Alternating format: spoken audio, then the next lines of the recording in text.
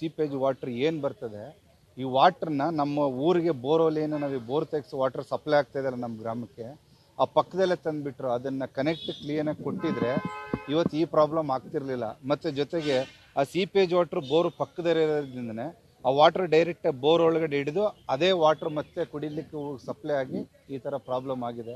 ಈಗ ನಮ್ಮ ಹುಡುಗ ಒಬ್ಬ ಡೆತ್ ಆಗಿದ್ದಾನೆ. ಇವಾಗ ಅವನಿಗೆ ಬಂದು ಏಜ್ 22 ವರ್ಷ. ಅವನಿಗೆ ಇನ್ನೊಬ್ರದ್ದು ಸ್ವಲ್ಪ ಕಿಡ್ನಿ ಪ್ರಾಬ್ಲಮ್ ಆಗಿ ಸ್ವಲ್ಪ ಸೀರಿಯಸ್ ಇದೆ. ಆ ಸಣ್ಣದೇಗೌಡ ಅಂತ ಅಂದ್ಬಿಟ್ಟು ಅವರು ನಮ್ಮೂರವ್ರೇ, ಅವ್ರಿಗೆ ಒಂದು 50+ ಆಗಿದೆ.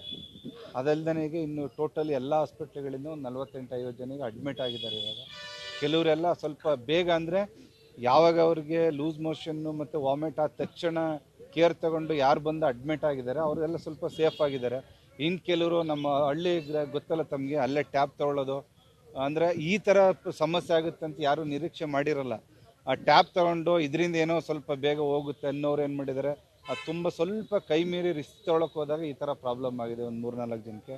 ಆಮೇಲಿಂದ ಈಗ ಮೆಡಿಕಲ್ಲು ಮತ್ತು ಇವರು DH ಅವರೆಲ್ಲ ನಿನ್ನೆಯಿಂದ ಎಲ್ಲ ಕ್ಯಾಂಪ್ ಮಾಡಿದ್ದಾರೆ, ಎಲ್ಲ ಕೇರ್ ತಗೊಂಡು ನೋಡ್ಕೊಳ್ತಾ ಇದ್ದಾರೆ.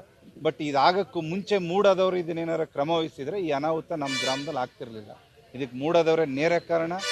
ಏನು ಸರ್ಕಾರ ಮತ್ತು ಇದು ನಮ್ಮ ಪೇಷಂಟ್ಗಳನ್ನ ಖರ್ಚು ವೆಚ್ಚ ಭರಿಸ್ಬೇಕು, ಮತ್ತು ಜೊತೆಗೆ ಏನು ಡೆತ್ ಆಗಿದೆ ಅವನಿಗೆ ಮೂಡಾದವರು ಪರಿಹಾರ ಕೊಡಬೇಕು, ಸರ್ಕಾರನೂ ಪರಿಹಾರ ಕೊಡಬೇಕು ಅಂತ ನಿಮ್ಮ ಮುಖಾಂತರ ಸರ್ಕಾರನ ಒತ್ತಾಯ ಮಾಡ್ತೀನಿ.